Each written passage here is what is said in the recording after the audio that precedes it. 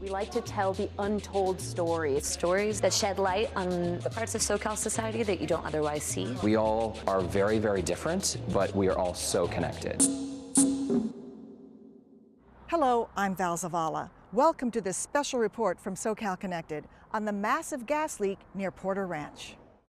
SoCal Connected is made possible through the generous support of the Amundsen Foundation, serving the Los Angeles community since 1952, the Maddox Brown Foundation, and by Chapman University, offering personalized education in the arts, education, science, business, and more. Come on, guys. You missed us? Home at last. Tonight's the first night we're actually going to be in our own bed. Family life getting back to normal.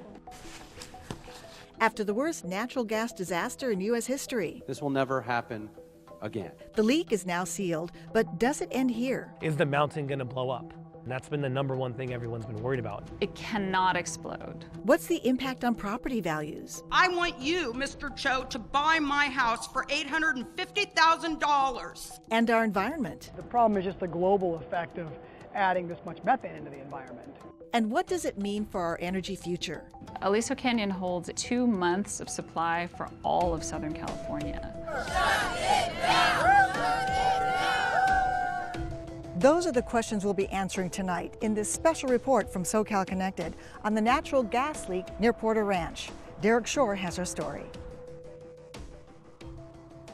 Porter Ranch is a community of 30,000. Nice homes, good schools, a great place to raise a family. Tell me when it's over! It's famous for being the site of the Steven Spielberg blockbuster E.T. But on October 23rd, it became infamous. That's when a natural gas well at nearby Aliso Canyon started to leak. The gas would spew from a broken pipe for 112 days and become the worst environmental disaster since the BP oil spill. Since natural gas is invisible, no one could see the leak until this infrared video went viral. And Southern California Gas, which owns the facility, didn't tell the public about the leak for several days.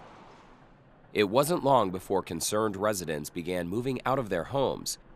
Sam and Anna Kojaglanian were among the first to leave. Hey, Sam. Hi, How's it how are going? you? Good. Derek. Nice Good to see you. again. How's everything going? Good. Come on in. For more than 3 months, they camped out with their 3 kids and Sam's father in this Woodland Hills hotel. Hey, guys. In their room right here. It wasn't exactly a vacation. So this is pretty much it. We have my daughter's doing homework with my wife. This is our kitchen, pretty much. Wow. Microwave, some water, some essentials, things like that for tea. So that's your kitchen. Yeah, this is it. So this is room for sleeping and homework And eating. and eating Yeah. and playtime. Mm-hmm. This has got to be stressful, I would imagine, for everyone. How are the kids doing at school? How's your wife doing? It's very stressful. It's very tight. We don't have privacy. We don't have our space like we did at home. The kids' grades, they're suffering. They're on a seesaw. They're playing on a seesaw. Despite the stress and cramped quarters, they felt safer here than at home. Like their neighbors, they'd been having physical reactions to the smell of chemicals added to natural gas. Nosebleeds, headaches. Well, it started with my my middle son. He was getting nosebleeds, and he normally doesn't get nosebleeds. A lot of different symptoms. We felt them all throughout, our family, and we had to leave. About a third of the Porter Ranch residents moved out while the gas continued to leak. That's close to 10,000 people in hotel rooms and short-term rentals paid for by SoCal Gas. There clearly are short-term symptoms that some people experience from the odor, and those are real, and they're disruptive, and they're uncomfortable, and have been very difficult for some people. Okay. So we have stations for each of our functions here. And Gillian Wright, a SoCal Gas executive, says the company regrets customers' symptoms, but she believes families have nothing to worry about. We really have to rely on the health experts. What the LA County Department of Public Health has said and what the State Office of Environmental Health Hazard Assessment have said is that there's no evidence that there's going to be long-term health effects from exposures to these substances at the concentrations that they're at. Can you believe them? Are they being honest? Do you believe them? I don't know. I can't, because there's just so many unknowns still. The LA School District shared that concern. In mid-December, it closed 2 Porter Ranch schools and relocated nearly 2,000 students to other schools several miles from the leak. Pretty much the whole mountain back there is SoCal gas.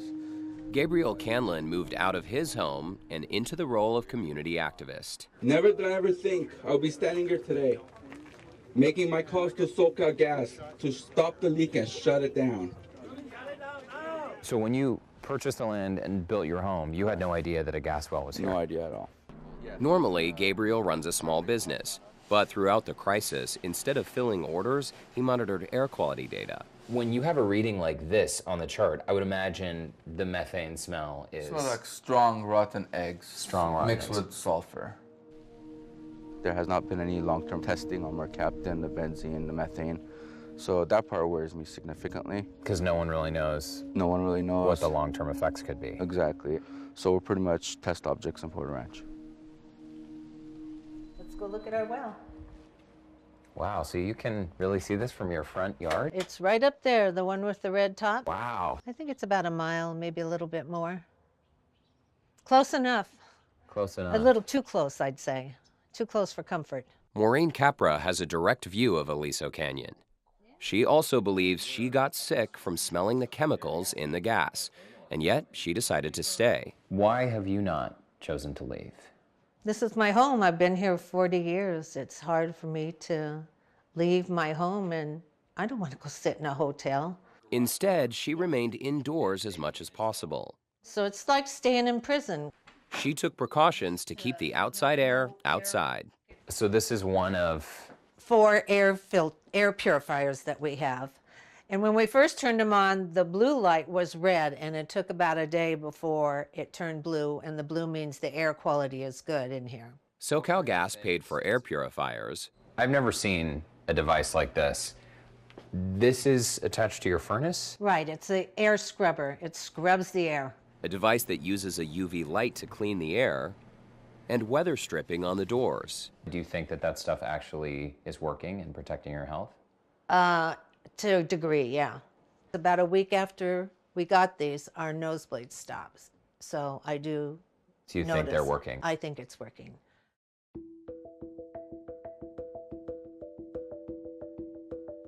Six weeks into the leak, gas continued to spew nonstop into the atmosphere. The first method SoCal Gas used to try to plug the leak didn't work. When the leak was first discovered, they initially did the standard operations, which is to pump fluids into the well to stop the flow of gas in the well and then examine what the condition of the pipe is. That initial operation was unsuccessful. After several more attempts, it was on to Plan B, a more aggressive approach, drilling what's called a relief well thousands of feet below the surface to try to plug the leaking pipe with concrete. But just how badly was the air being contaminated? Our 2 planes are configured identically. It's scientist Stephen Conley's job to measure that. He's also a pilot, and his plane is outfitted with special equipment. This is the line that we're most using right now. So this is stainless steel. We're using this to measure our methane. These air sensors send samples to a methane analyzer in the back of Stephen's plane. So you know when you're flying through a hot spot or a high methane. In fact, we have to see it because we have to know how high to go. Wow. Most people would avoid the methane, but you fly straight for it. When Stephen first started flying over Porter Ranch, his methane readings were off the charts. We expect to see something in the couple 100 kilogram per hour range as a normal leak rate. And the first time here was 44,000. 44,000? Yeah. Compared to what's typically just a couple hundred? Yeah, a couple hundred is a typical storage facility. In other words, the methane was more than 200 times normal levels. This is certainly the biggest leak that I'm aware of. So in terms of comparing it with other leaks, it's huge. At a time when California is trying to decrease its greenhouse gas emissions. This is a pretty major setback. Now, in terms of California's emissions, this is, I think I figured out it was going to be about 9% of California's methane emissions for the year. So yeah, it's a setback for us, big time. Each day, the greenhouse gases from the Aliso Canyon leak equaled the emissions from driving 4.5 million cars.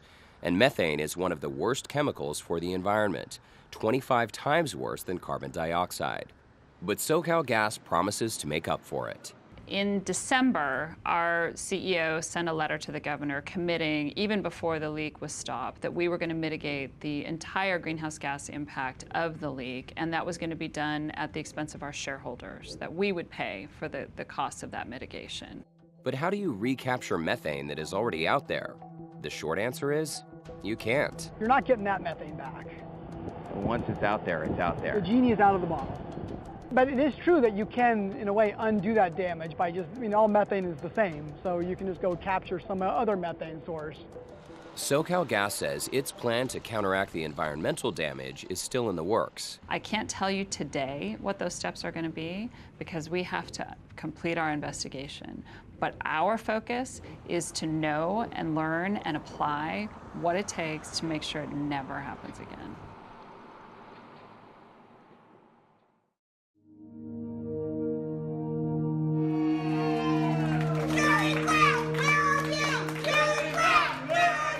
Governor Brown's declaration came 76 days into the crisis. Where's Governor Brown? Many thought he was slow to react. The community vented its frustrations in protests, meetings, and hearings, demanding answers and losing patience. I want to be in my home. If I can't go home, I want you, Mr. Cho, to buy my house for $850,000. Lawyers began soliciting clients, urging them to sue, and politicians piled on. How did this happen? We don't know. I think the thing we have to rely on is the fact that there will be an investigation, and we need to let the facts come out. And all the while, workers kept drilling.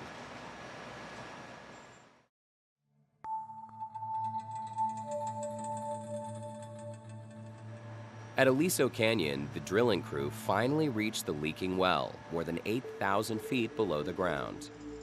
This time-lapse infrared video shot by the California Air Resources Board shows the gas leak finally coming to an end.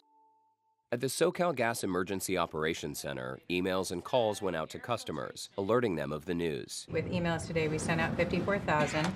We had outbound calls made of 38,000 and letters to be mailed that will start tomorrow of 71,000. So that was a lot of communication today about our milestone being reached of well control. Happy well control day. Soon, a steady stream of cement trucks would begin moving in to seal the leak permanently. And in Porter Ranch, air quality monitoring vehicles detected an immediate drop in methane. We have good news. The Division of Oil and Gas has confirmed that the leak in Aliso Canyon storage field is permanently sealed. Finally, on February 18th, the California Division of Oil, Gas, and Geothermal Resources certified that the leaking well is now permanently plugged. But there's a whole new task ahead. We need to do the investigation, we need to understand what happened here, and we need to look at what changes need to be made, what we learned from the investigation, and what that means for how we operate. What's the guarantee of this not happening again? Never again. This will never happen again. LA City Councilman Mitch Englander represents Porter Ranch residents. He's been a vocal critic of SoCalGas since the leak began, and he's demanding assurances from the company. You have to guarantee it's safe. You have to guarantee the safety, period, of the people that live here and that have been affected by this, so this never happens again. But a guarantee that there will be no more leaks? SoCalGas says it's complicated. Inherently, with this kind of business, are leaks inevitable? In this kind of business, leaks are something you have to look for. It's part of our maintenance protocol to be monitoring for leaks and repairing leaks. The kind of leak that we're experiencing here, that's not typical. It's not typical for us. It's not typical in the industry. What they say is that, well, of course it took a long time. This is a massive leak, and we didn't know how to deal with it. Is that a good enough answer for you? That's pathetic.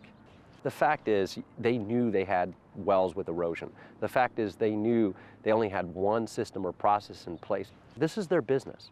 This is what they do. You would think if they don't have a plan B, that doesn't make any sense. They don't have a contingency plan in place. There's not just one well at Aliso Canyon, there are 115 wells. 39 of them are more than 60 years old, including the one that failed. 18 of those old wells have been shut down for now. None of those wells will be put back into service until they've completed a full inspection, that their integrity is sound.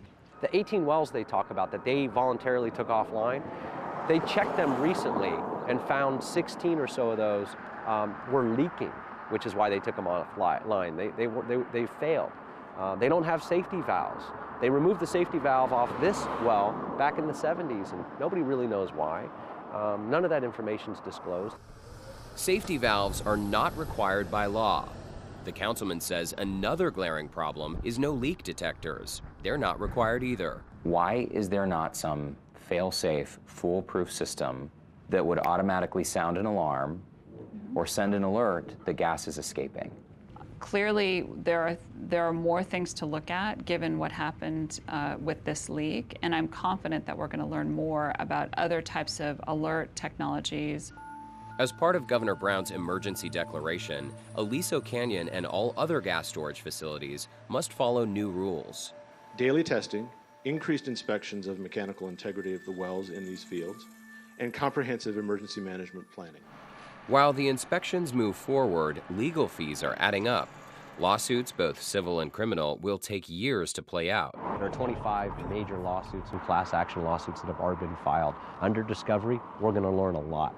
We'll really learn what they've told us and what they haven't told us, what they've been honest about and what they haven't been honest about. I think those things will come out.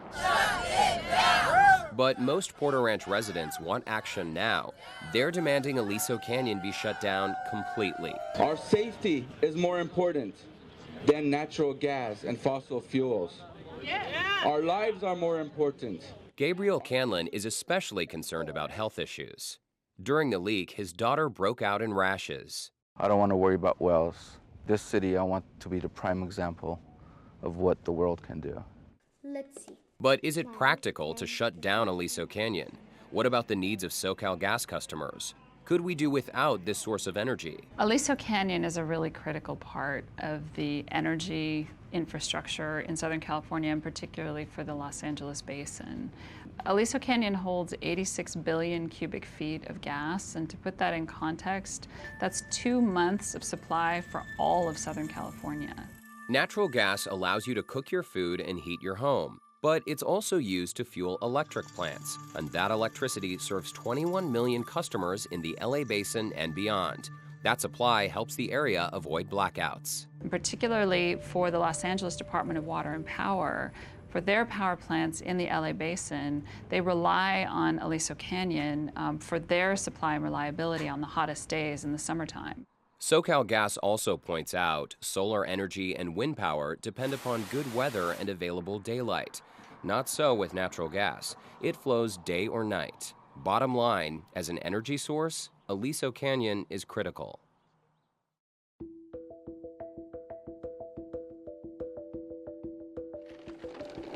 After 3 months of living in a hotel, the Cojaglonians are among many families finally returning home. Everyone appreciates the little things a little more now. Like having their own kitchen, their own backyard, their own bed. So tonight is your first night sleeping at home in how many nights? In more than 100 nights you haven't slept here, right? Since we've been out of the hotel, tonight's the first night we're actually going to be in bed, our own bed. Do you have any plans to deep clean your house and wash the walls and the floors and everything? We want to get it all cleaned out. There's always that precautionary measures that you want to take just for the safety of your home and your family and your pets. Aww, you missed us? For now, Sam and Anna have no plans to sell their home or move. But clearly, others want to get out. I've actually seen the last 3 weeks a lot more properties up for sale. Really? Correct. I rode around with Porter Ranch realtor Peter Corey. I asked him what most homeowners want to know. Has the stigma of Aliso Canyon reduced their property values? Have you seen any dip in real estate prices since the leak started? No, not at all. It's tough to say that a house can just drop in value $100,000 or $200,000 overnight. It can't do that. What has to happen is in the next couple months, we'll start to see if there's going to be an influx of supply since all these people from Porter Ranch are coming back home. In March and April, that's the best time for us to take statistics.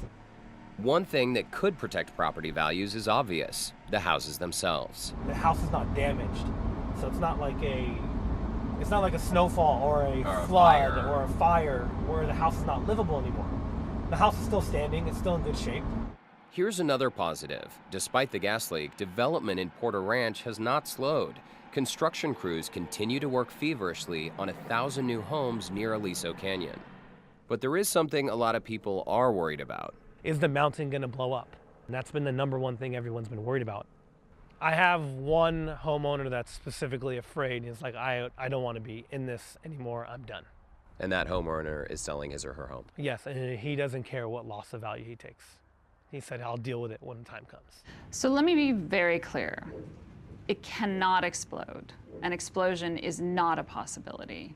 So the safest environment is 100% methane. Methane cannot burn when it's at 100% concentration. So the methane under the ground, in the storage reservoir, in the pipe, that's 100% methane. And if you dropped a match into the pipe, it would go out. It cannot explode. Think about your stove. When methane mixes with air and is ignited, it burns. So work crews had to be very careful to avoid a fire. Assurances about the safety of the canyon are good news to Maureen Capra, but she wants peace of mind when it comes to her family's health. So you believe that this needs to be drained before it's safe to use? Right, because if it's on the ground, it's in the air, it's going to fall into the pool too. And I don't want my grandkids swimming in the water that might be contaminated with chemicals. I'm not going to take a chance. But public health officials say people shouldn't worry about their pools or their health. All of the levels that we've looked at are below health levels of concern, and so we do not anticipate that will be any long-term health effects in the community resulting from this. We recognize the disruption that this has placed, the mistrust and the uncertainty that we've created, and we're committed to making that right. In an effort to make amends, SoCalGas is making commitments to the community, including working to find what caused the leak, fast-tracking the inspection of all wells at Aliso Canyon, and fixing the environmental damage on its own dime. The environmental fix might be the toughest. UC Davis scientist Stephen Conley says the lasting damage goes beyond our borders. This will not be a long-term Los Angeles problem. The problem is just the global effect of adding this much methane into the environment. But he also says the Aliso Canyon gas leak, the worst in U.S. history, could actually leave a positive legacy. Let's try to start moving forward toward a society that's not depending on these fossil fuels, especially natural gas. The bottom line is we have to end our dependency on things that are ruining our environment and our backyards, and now people can see why. It happens anywhere in any community at any given time. You can have a disaster. I turned and saw a light rolling silently over the street. While we move slowly toward renewable energy, We missed you. families in Porter Ranch are just trying to get their lives back to normal. But for them, there's a new normal, living with doubts as long as they live next to Aliso Canyon. I'm Derek Shore for SoCal Connected. We'd like you to be part of our conversation about Porter Ranch. Go to our website at kcet.org/discussion. Thanks for watching this special SoCal Connected report on Porter Ranch. You can get more information, including a timeline of major events, at socalconnected.org/Porter Ranch. I'm Val Zavala. Thanks for watching.